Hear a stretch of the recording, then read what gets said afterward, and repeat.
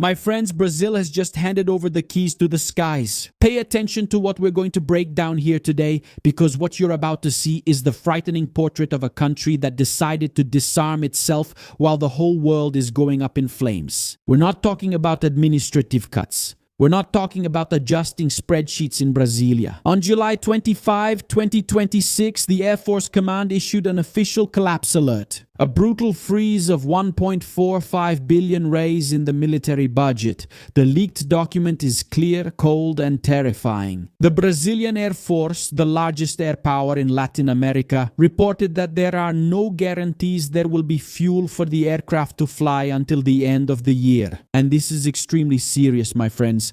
And no, it's not the fault of the international situation. It's not the war in the Middle East or the closure of the Strait of Hormuz. It's because the country is truly broke. But the question that will guide our top-level analysis today is not where the money went. The question that will blow the minds of people who really follow geopolitics is, are our defenses broken because Brazil went bankrupt, or were our armed forces deliberately broken by the Lula government in preparation for a totalitarian power project? But before we analyze this calmly, subscribe to the channel, turn on the notification bell, and leave your like on the video, because it takes work to make it. Now let's bring this 1.5 billion reais cut down to the real world. What actually happens when you suffocate the Air Force? The funding freeze hit the strategic heart of national defense. 800 million were taken from the FX2 project, the backbone of our air interception. We're talking about the F-39 Gripen fighter jets. I want you to picture this scene and put yourself in it now. Imagine a Brazilian fighter pilot walking through a huge silent hangar. He's wearing a state-of-the-art flight suit, climbs the access ladder, and sits in the cockpit of a war machine valued at hundreds of millions of dollars.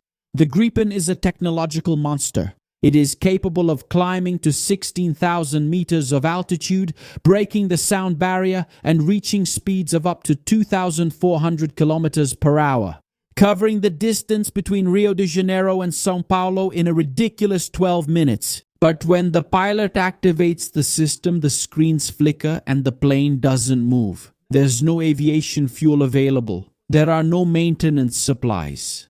A 2,400 km/h fighter jet that sits on the ground due to lack of funds is not a defensive weapon. It's just a metal sculpture worth billions of reais gathering dust in the hangar. It's the flight of the dead bird.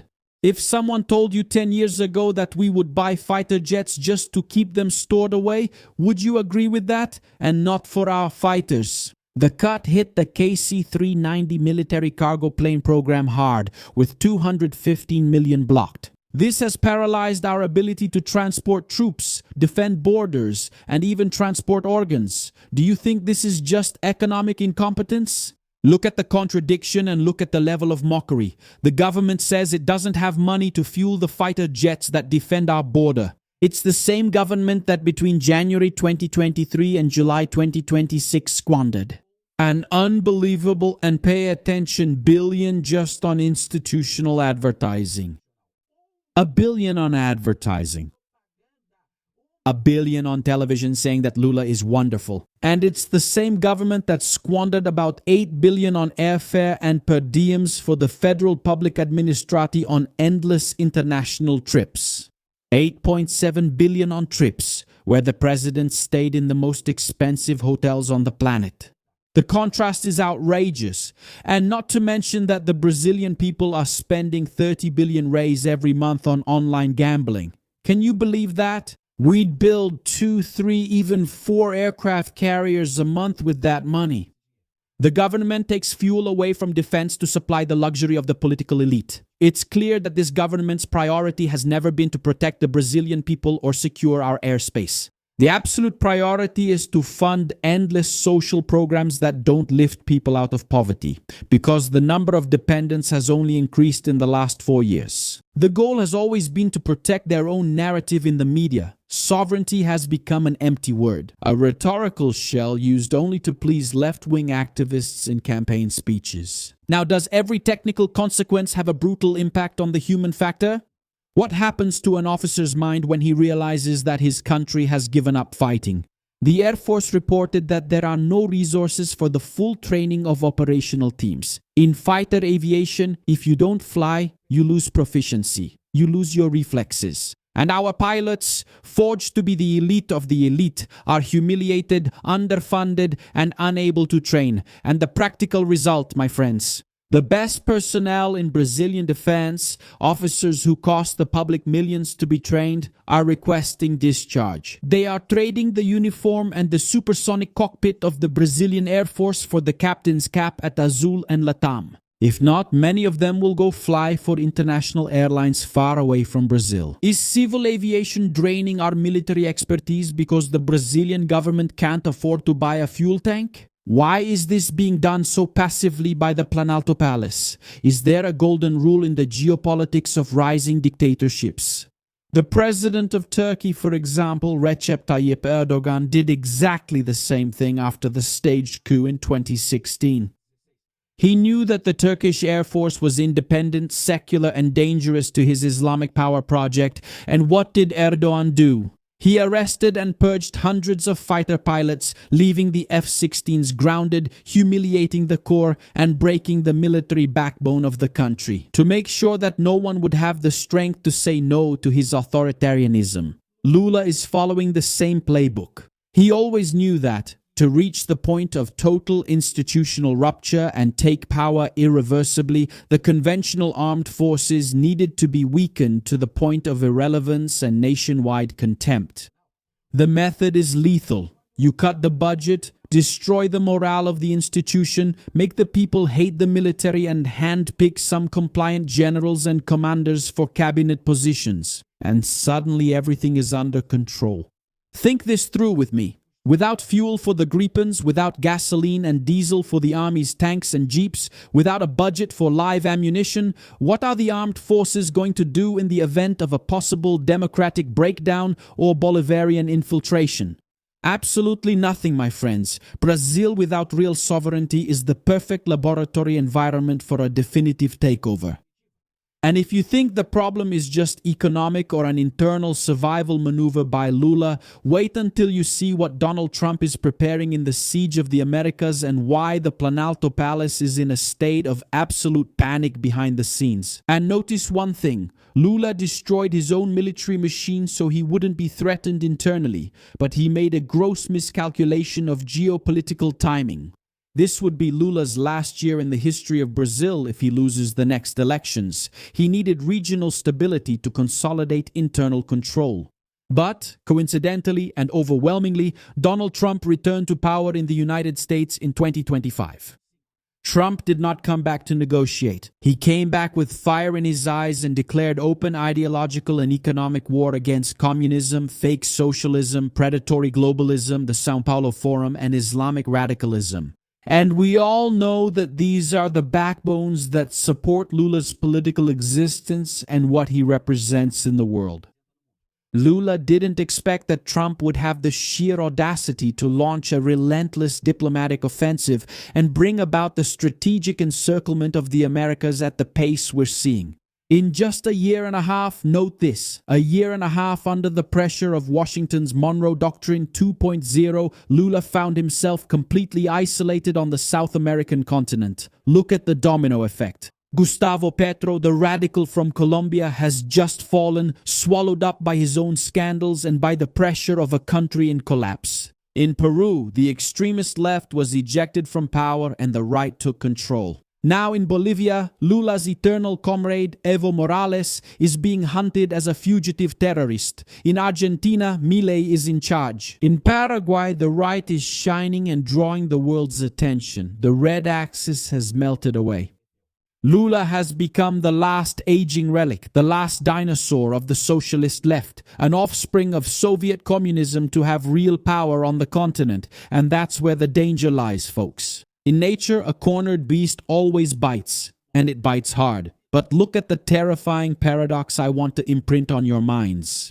Pay close attention to our central metaphor today, the toothless beast. Lula is the toothless beast. He is cornered by Trump's geopolitics, but he pulled out his own fangs. The fangs of any sovereign nation are its military capabilities to project power and defend its territory. Look at Iran, look at Russia, look at China. Brazil doesn't have military capabilities. How can Lula sustain his anti-imperialist rhetoric and his false bravado of national sovereignty in the face of Trump's overwhelming shield of the Americas? If Brazilian fighter jets don't even have the fuel to start their engines, how is he going to project power on the continent if the Air Force can't even transport supplies to the Amazon? He disarmed Brazil to protect himself from an internal coup and in the process handed the country over on a silver platter to external pressure and transnational organized crime. Now, do you realize that Lula is alone on the international stage, but he's not completely unprotected within Brazil? The toothless beast still has an internal shield, stacking the system. Lula doesn't have combat-ready troops, but he has massive support from the elite that leeches off the Brazilian state. He has the bankers from Faria Lima who make fortunes from the interest rates of a government that spends much more than it collects. He has the silent support of fake socialist businessmen, the crony capitalists. Okay, let me go back here again. He has the silent support of fake socialist businessmen, the crony capitalists, the kind that keep wealth concentrated in the hands of a few. Because the government imposes barriers and they don't have to face free competition from America or Europe. At most, they enter into a shady partnership with the Chinese dictatorship to lower costs and enslave the domestic market. And above all, Lula has the legal and institutional protection of the Supreme Court under Alexandre de Moraes. The mainstream media doesn't talk about this with the seriousness it deserves, but did you see the depressing and symbolic video of Lula arranging to have coffee with Justice Alexandre de Moraes in public? In public.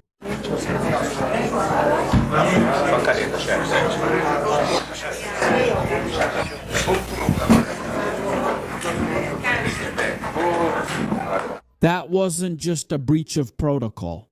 That was a show of strength, a clear message that the executive and judiciary branches are no longer independent.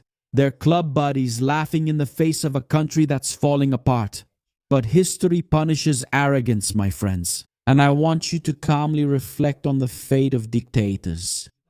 Notice that all the leaders of the Bolivarian left who have recently fallen or are in the process of falling. From Nicolás Maduro in Venezuela to Petro in Colombia and Evo Morales in Peru, all of them had the system on their side. They had the judges under their control, they had the corrupted bankers, they had the patronage-driven center bloc in their respective countries. But do you know what none of them had? None of them had the real and massive support of the people in the streets.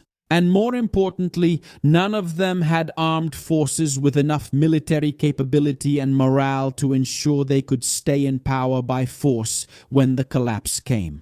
Not even Maduro, the dictator who was furthest along in the process of politicizing the military, managed to stop the brutal wave of change that the United States is promoting on the continent with its new diplomatic siege.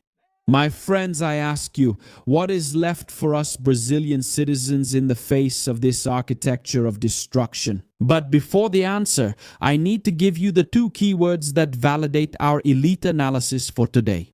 I want you to go down to the comments right now and type in huge capital letters, strategic bankruptcy and tightening encirclement. I'll repeat, strategic bankruptcy and tightening encirclement. Let's boost this video so that thousands of Brazilians receive this perspective and raise their level of awareness. This is for the algorithm to understand that those who are here are the shock troops of information. Now the harsh reality is that our armed forces, suffocated by the 1 billion funding freeze, will not be able to defend the country's airspace. They won't be able to control the far-left militias that are crossing our borders or getting stronger in the hills every day. With the budget wiped out, national defense doesn't control the cartels, doesn't intercept the planes used to traffic weapons and drugs. And it doesn't have the resources to monitor the Chinese and Bolivarian cyber, economic, and military infiltration that is devouring our wealth from the inside out. Brazil has become a safe left wide open, my friends. We are left to fend for ourselves. With the fighter jets grounded, demoralized military without fuel to patrol, and organized crime advancing like a well-armed parallel army, I leave the final cruel and relentless question hanging: who will be left to defend the ordinary Brazilian citizen when the system collapses completely? Will Donald Trump's iron diplomacy be able to save Brazil from the abyss, relying on the Brazilian people's peaceful yet firm uprising in the upcoming elections? And until then, the only real defense you have is your knowledge, your preparation, and your stance. Because the mechanics of suffocation that the system applies to the country are the same ones the market uses against you. Today, the most valuable currency in the world is attention. For the entrepreneur and the specialist, what hurts the most is being the best at what you do and not being seen. You have a big business, great knowledge, but you're invisible. No one knows you exist. Have you noticed how hard it is to absorb serious content on social media? It seems like only dance videos go viral. 15 years ago, on radio and television, I realized that building authority requires content and a solid strategy. Today, generating 50 million views per month on social media and monetizing in dollars, the mechanics became very clear. Therefore, I am recruiting entrepreneurs and professionals who are the best at what they do but are still invisible. People who want to break through the bubble and be recognized by monetizing their knowledge. The game now is about media, my friend. It's about retaining attention. Your identity cannot be outsourced. The owner needs to show his face and direct the vision of the business. The time of recording with a cell phone without authority is over. The digital world demands absolute professionalism. Did you get that? You just don't know where to start. So, on August 16th, I will hold a fully in-person intensive face-to-face with me in my professional studio. I will personally guide you in building your authority so your business can appear professionally using the lethal method. QR code on the screen. The secure link is in the description and in the first pinned comment. But there are only 5 spots left. When the last one is taken, the steel door closes and that's it. Click the link now and come face to face with me in this exceptional moment, and I have 2 cool series for you to watch. To watch with your family on the weekend. It's on our channel with tips about series and movies, where you don't waste another hour on a streaming service, and in the end, a big piece of junk that you wish you hadn't watched. So we bring you a selection without woke culture, without whining, with the best, just for you to enjoy. Support our channel. It's in the description, in the first pinned comment, and also in the card that will appear on your screen. And if you think this message should reach thousands of Brazilians just like you, you can make it happen. You can sponsor this video by clicking the thanks button, sending a little gift, subscribe to the channel, turn on the notification bell. Leave your like on the video because it takes work to make. Blend your mind. I'm Shimon Oliveira and I'll see you at our next meeting. See you then.